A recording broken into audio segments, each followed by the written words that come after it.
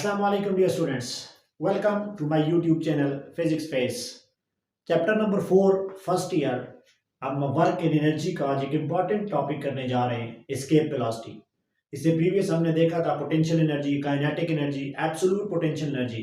Let's start our topic that is escape velocity. Students, escape velocity होती क्या है, पहले हम इसको जरा डिफाइन कर लेते हैं। तो इसकी डेफिनेशन आप लोग लिखें, minimum velocity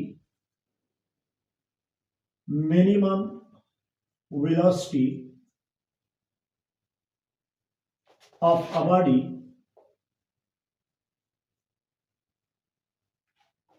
with which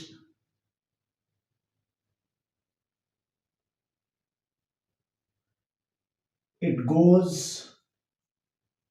outside from earth gravitational field,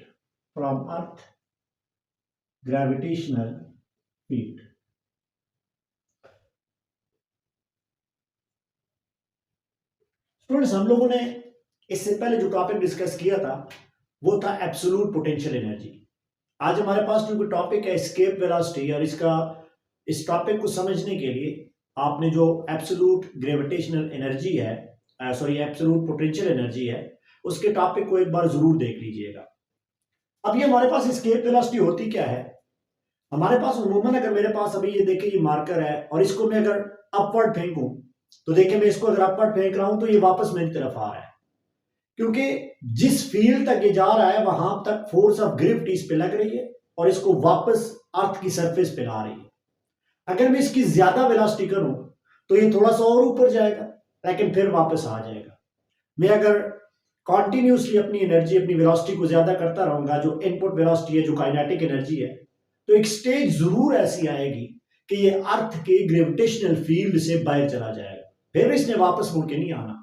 वो जो वेलोसिटी इस बॉल पॉइंट या इस मार्कर को मैं दे रहा हूं, जिस मार्कर की वेलोसिटी की वजह से ये अर्थ की ग्रेविटेशनल फील्ड से बाहर जा रहा है, आप उस वेलोसिटी को कहते हो that is known as escape velocity.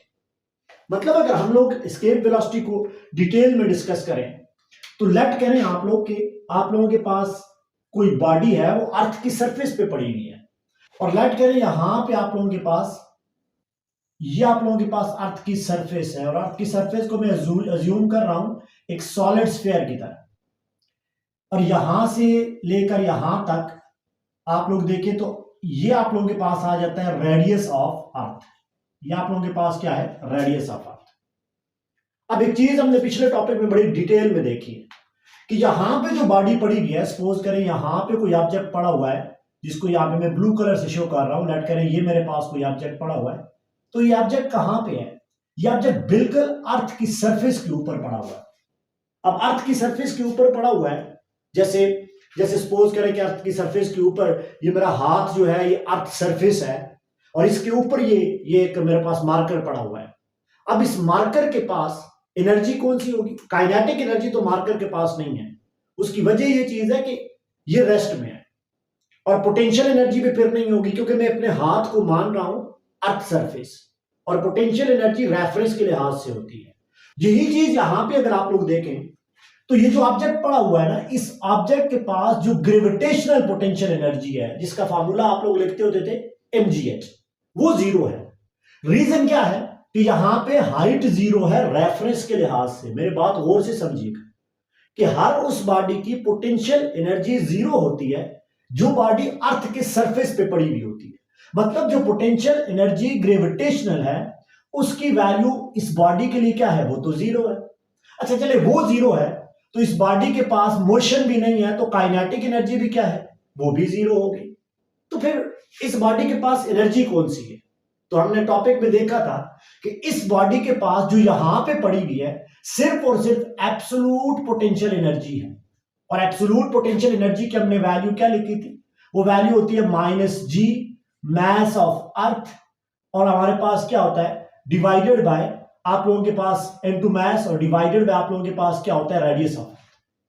अब ये चीज आप लोग देख लें, यहां पे अर्थ की सरफेस पे जो बॉडी पड़ी हुई है उस बॉडी के पास जो एनर्जी है वो है एब्सोल्यूट पोटेंशियल एनर्जी, और वो किसके बराबर है? वो आप लोगों के पास इस वैल्यू के बराबर है, -GMEM डिवाइडेड बाय RE के बराबर। अब हमने इस बॉडी को वैल्यू ऑफ G जहां तक लग रही है वहां से बाहर लेके जाना है। सपोज करें ना मैं इसको थोड़ा सा ऊपर लेके जाऊं, बिल्कुल मेरे हाथ के साथ रहे, तो ये वैल्यू, ये बॉडी वापस अर्थ की सरफेस पे आ जाएगी। जैसे अभी हमने इस मार्कर की एग्जांपल ली है, मैं इसको ऊपर फेंकता तो वापस आ जाता है, मैं और ऊपर फेंकूंगा तो और वापस आ जाएगा। लेकिन एक स्टेज, एक ऐसी एनर्जी अगर मैं इसको दूं, वेलोसिटी दूं, काइनेटिक एनर्जी दूं, तो ये बॉडी हो सकता है कि उस वेलोसिटी पे वापस ना आए। अब जो वेलोसिटी होगी उस वेलोसिटी को हम लोग कहेंगे एस्केप वेलोसिटी।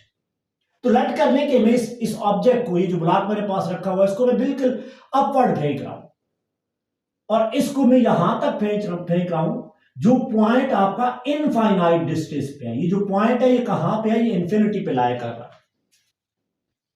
अब देखिए, अगर आप लोग इसको अपवर्ड फेंकेंगे तो बॉडी में वापस आ जाना है, लेकिन अगर मैं इसको आउटसाइड, ये जो पॉइंट है ये मेरे पास आउटसाइड अर्थ ग्रेविटेशनल फील्ड है, अगर इस ऑब्जेक्ट को मैं इस पॉइंट तक फेंकूंगा तो ये तो अर्थ ग्रेविटेशनल फील्ड से बाहर रहेगा, फिर तो वापस इसने नहीं आना ना।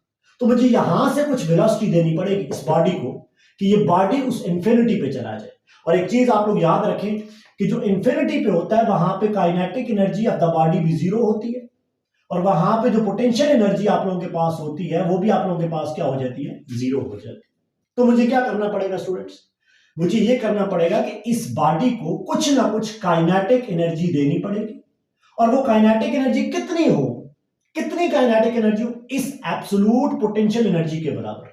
मतलब अगर ये कंडीशन मेरे पास हो जाए कि ये काइनेटिक एनर्जी मैं उतनी ही बॉडी को दूं जितनी इसके पास एब्सोल्यूट पोटेंशियल एनर्जी है, तो बॉडी एस्केप वेलोसिटी के साथ मूव करेगी। सबसे इजी चीज याद रखनी। अब डिफरेंट तरीके से आप लोग इसकी डेरिवेशन देखेंगे, लेकिन सबसे इजी स्मार्ट डेरिवेशन क्या है कि अगर इस बॉडी को अर्थ सरफेस के ऊपर हम लोग जो काइनेटिक एनर्जी दें वो एब्सोल्यूट इस वैल्यू के बराबर हो, तो जो वेलोसिटी वहां पे उसको मिलेगी डेफिनेटली वो वेलोसिटी होगी एस्केप वेलोसिटी। तो आप लोग कैसे डिराइव करते थे? मैं इस सरफेस की बात करूंगा तो हमने यहां पे लिखा है कि अगर काइनेटिक एनर्जी जो आप लोगों की सरफेस के ऊपर जो काइनेटिक एनर्जी ऑफ बॉडी है वो अगर इक्वल हो एब्सोल्यूट पोटेंशियल एनर्जी के, तो फिर बॉडी किसके साथ मूव करेगी? Body will move with escape velocity. मतलब easy definition, if the kinetic energy given to the body on the surface of earth, at the surface of earth is equal to the absolute potential energy, body will move with the escape velocity. अब जरा इसको derive करें तो kinetic energy की value क्या होती है? ये वैल्यू होती है हाफ m, वेलोसिटी कौन सी होगी? एस्केप होगी ना, तो मैं यहां पे लिखता हूं v escape n2 square is equal to absolute potential energy की वैल्यू में। आप एक चीज देखें, यहां पे जो माइनस साइन है ये तो ग्रेविटी के इफेक्ट को बता रहा है, तो यहां पे जरूरत नहीं है माइनस साइन की, तो मैं यहां पे क्या लिख रहा हूं? यहां पे लिख रहा हूं माइनस नहीं लिखा, -GMM डिवाइडेड बाय मेरे पास क्या है? डिवाइड मेरे पास है RE। जरा यहां से हम लोग देखें तो this m is cancel out with this one, तो एस्केप वेलोसिटी की वैल्यू आप लोगों के पास क्या आ जाएगी? एस्केप वेलोसिटी इसका स्क्वायर है, तो ये 2 उधर जाके मल्टीप्लाई हो जाएगा, 2GME डिवाइडेड बाय आप लोगों के पास क्या आ जाएगा? RE। और अगर आप लोग यहां से भी एस्केप की वैल्यू निकालना चाह रहे हैं तो उधर जाके आप लोगों के पास क्या हो जाएगा? अंडर रूट ऑफ वैल्यू आप लोगों के पास हो जाएगी 2GME डिवाइडेड बाय आप लोगों के पास क्या हो जाएगा? ये फर्स्ट आप लोगों ने इक्वेशन डिराइव आउट कर लिया है, escape velocity is equal to under root 2 time of GME divide by RE, जिसको आप अगर फर्दर आप लोग इसको डिफाइन करें तो आप लोग ऐसे भी लिख सकते हो। मैं अब सारी इक्वेशन लिख रहा हूं। V एस्केप इक्वल टू आप लोगों के पास क्या होता है? ये वैल्यू होती है 2GME डिवाइडेड बाय RE, जिसको आप लोग ऐसे भी लिख रहे होते हो 2 time of small g into radius of that value. This is the final equation for the escape velocity जो आप लोग किसी बॉडी को देते हो। अब यहां पे एक चीज आप लोग ध्यान में रखें, दिस g इज कांस्टेंट। इस इक्वेशन को जरा देखें तो यहां पे g की वैल्यू क्या है? g की वैल्यू आपने पढ़ी हुई थी 6.67 इंटू 10 की पावर -11 न्यूटन मीटर स्क्वायर पर KG square. Mass of earth आप लोगों ने पढ़ा हुआ था 6 इंटू 10 की power 24 kg। And what about this radius of earth? तो रेडियस ऑफ अर्थ भी आपने पढ़ा हुआ है 6.4 इंटू 10 की पावर 6 मीटर आपके पास है। अगर ये वैल्यू आप यहां पे इंसर्ट करें, या वैल्यू ऑफ जी और रेडियस यहां पे इंसर्ट करें तो जो एस्केप वेलोसिटी की वैल्यू आती है फॉर अर्थ वो आप लोगों के पास आती है 11.2 kilometre per second. If this velocity is given to an object, मैं इस मार्कर को कितनी वेलोसिटी देता हूं 11.2 किलोमीटर पर सेकंड की। एक सेकंड में अगर इतने किलोमीटर की वेलोसिटी देता हूं, मार्कर में अर्थ की सरफेस पे वापस नहीं आना, ये बाहर चला जाएगा। इसको आप लोग कहते हो एस्केप वेलोसिटी। यहां पे आप लोग आके आप इस अर्थ सरफेस के लिए आप लोग कहते हो ये वेलोसिटी जो है ये कौन सी वेलोसिटी है, एस्केप वेलोसिटी। अब जरा इसको फर्दर हम लोग इसको एमडीकैट में डिफरेंट तरह से इसके क्वेश्चन आ रहे होते हैं। मतलब अगर हम लोग इसको निकालें इस इक्वेशन से तो देखिए आप लोगों के पास इक्वेशन क्या है, as V escape is equal to आप लोगों के पास है 2GME डिवाइडेड बाय आप लोगों के पास क्या RE। तो हमने तो ये जो सर्कुलर रीजन माना हुआ है सॉलिड स्फीयर माना हुआ है, it must have a density. यहां से देखें ना, इस इक्वेशन से देखें तो एस्केप वेलोसिटी किस पे डिपेंड कर रही है और किस पे नहीं। तो जब आप लोग देखेंगे तो एस्केप वेलोसिटी जिन फैक्टर्स पे डिपेंड कर रही है, मैं यहां पे लिखता हूं डिपेंड किस किस पे कर रही है, जिन फैक्टर पे एस्केप वेलोसिटी डिपेंड कर रही है। एक तो ये डिपेंड करेगी मास ऑफ प्लेनेट पे। मैं यहां पे अर्थ की बात कर रहा हूं तो अर्थ के मास पे डिपेंड कर रही है, मतलब ये डिपेंड कर रही है mass and radius of size भी आप लोग कह सकते हैं प्लेनेट, इन दोनों पे डिपेंड कर रही है। It does not depend upon ये किस पे डिपेंड नहीं करेगी। एमडीकैट में पूछ सकता है ये क्वेश्चन ईटा के अंदर, नॉट डिपेंड अपॉन ये किस पे डिपेंड नहीं करेगी, mass and angle of projection. आप लोगों को जिधर भी आप लोग एंगल दे देना तो वो उस एंगल पे डिपेंड नहीं करेगी, आपके पास सर्टेन ये वैल्यू होनी चाहिए। लेकिन ये एक और चीज के ऊपर भी अगर मास पे डिपेंड करती है तो फिर तो डेफिनेटली डेंसिटी पे डिपेंड करेगी। तो जरा हम लोग इसकी डेंसिटी की वैल्यू भी निकालते हैं। तो आप लोगों ने देखा हुआ है कि जो डेंसिटी होती है वो डेंसिटी आप लोगों के पास होती है मास पर यूनिट वॉल्यूम। और अगर यहां से मैं मास की वैल्यू निकालूं, let it is capital mass, that is mass of earth, अगर इसको मैं मास कैपिटल मानूं तो ये हो जाएगा डेंसिटी इनटू वॉल्यूम। और वॉल्यूम आपका एक सॉलिड स्फीयर का क्या होता है, वो होता है 4/3 पाई r इनटू क्यूब होता है।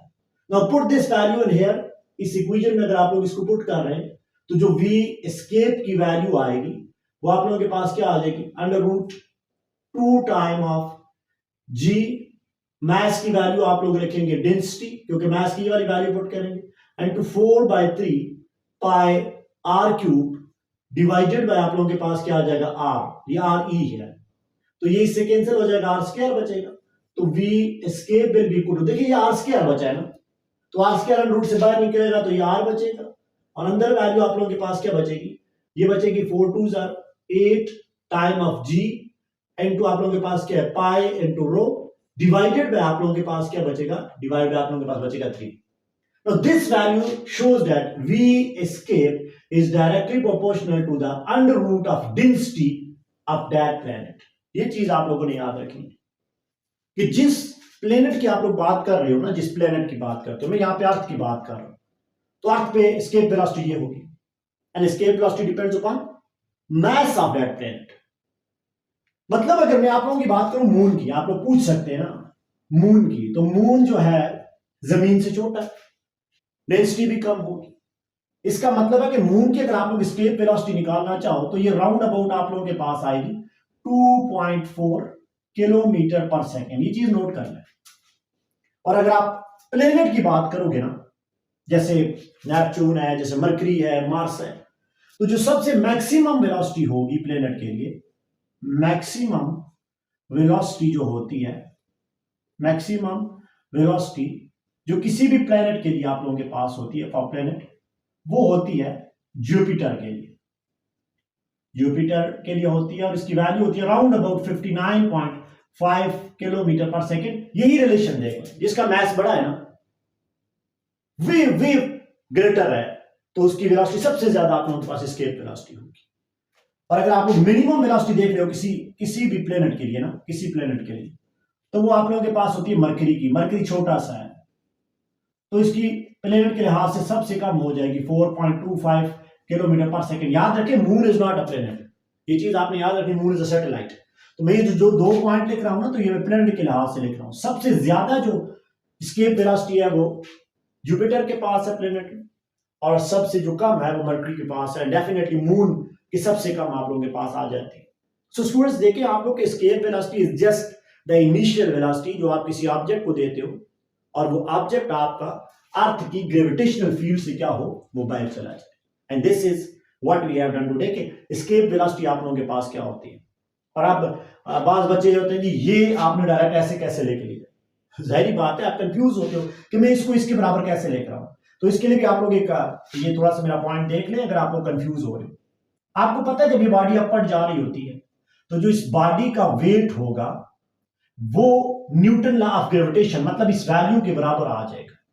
और वो वैल्यू क्या है आप लोगों के पास, वो वैल्यू है GMEM डिवाइडेड बाय आप लोगों के पास क्या है, डिवाइडेड बाय R स्क्वायर होता है न्यूटन लॉ ऑफ ग्रेविटेशन से। तो वेट की वैल्यू आप लोग क्या लिखते हो, वेट की वैल्यू लिखते हो mg equal to GMEM divided by R square. m is cancel out with m, एक RE को इधर लेके आ जाए तो ये वैल्यू क्या हो जाएगा, ये वैल्यू हो जाएगी G time of RE equal to GME divided by RE। तो अब आप लोग देखें इस GME बाय RE की जगह मैंने सिर्फ ये वैल्यू पुट की है, तो आप लोग ये फार्मूला जो है वो देख ले 2 टाइम ऑफ GRE। दूसरी ये चीज है कि आपकी डेरिवेशन डिफरेंट तरीके से होती है कि अगर आप लोग यहाँ पे total energy at initial total energy और फाइनल टोटल एनर्जी अगर आप लोग इक्वल लें तो आप लोग जो डिफरेंसेस निकालेंगे तो डेफिनेटली आप लोगों के पास ये वैल्यू आ जाएगी। But escape velocity for the earth is 11.2 kilometre per second, और एस्केप वेलोसिटी जब आप किसी ऑब्जेक्ट को देते हैं तो ऑब्जेक्ट अर्थ की सरफेस पे वापस नहीं आएगा। For the earth minimum velocity जो आप लोगों के पास है वो है 11.2 किलोमीटर पर सेकेंड। इसका जरा आप लोग स्क्रीनशॉट ले लें।